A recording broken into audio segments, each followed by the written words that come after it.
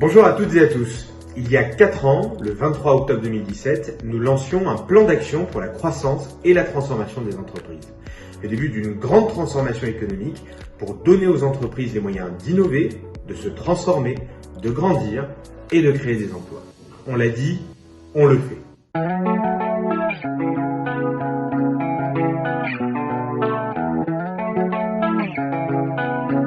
Avant, les entreprises faisaient face à trop d'obligations liées au seuil de leur effectif. C'était un véritable millefeuille, avec 199 seuils qui donnaient lieu à des réglementations différentes pour chacun d'entre eux. Avec la loi Pacte, nous avons simplifié les choses en regroupant les réglementations autour de 3 seuils.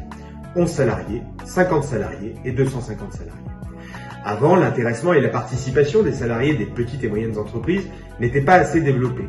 Seuls 16% des salariés de ces entreprises étaient bénéficiaires d'au moins un dispositif d'épargne salariale. Et bien avec la loi Pacte, nous avons simplifié ces dispositifs et supprimé le forfait social pour rendre l'intéressement et la participation plus attractifs. Avant, la création d'entreprise était trop complexe et seuls 39% des créations se faisaient en ligne. Avec la loi Pacte, une plateforme en ligne unique est venue remplacer les 6 réseaux de formalités des entreprises avec la possibilité de créer son entreprise 100% en ligne à moindre coût. Avant, les transmissions d'entreprise étaient complexes. Avec la loi Pacte, nous avons simplifié le pacte du travail, encouragé la transmission aux salariés, facilité le financement de la reprise de petites entreprises. Et puis avant, les PME françaises, elles n'étaient pas assez tournées vers l'export. 125 000 PME françaises exportées contre 200 000 PME italiennes, 310 000 PME allemandes. Eh bien, avec la loi Pacte, un guichet unique de l'export, la Team France Export, a vu le jour dans chaque région, ainsi qu'une plateforme numérique de solutions d'accompagnement à l'export. Avant, notre dispositif de protection des entreprises stratégiques vis-à-vis de certains acheteurs étrangers était incomplet.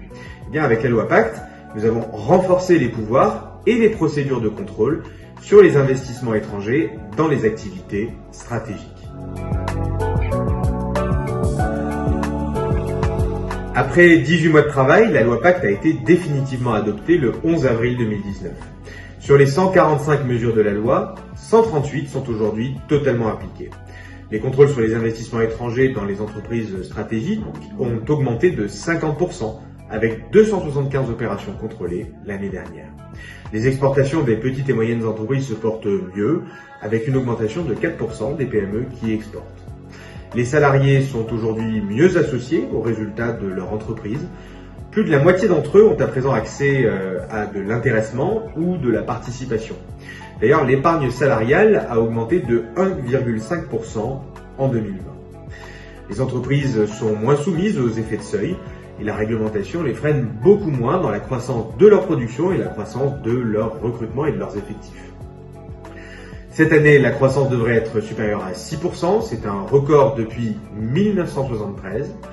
Le chômage devrait encore descendre à 7,6% et ce n'était pas arrivé depuis 13 ans. Nous avions dit en 2017 que nous libérerions le travail et l'esprit d'entreprise.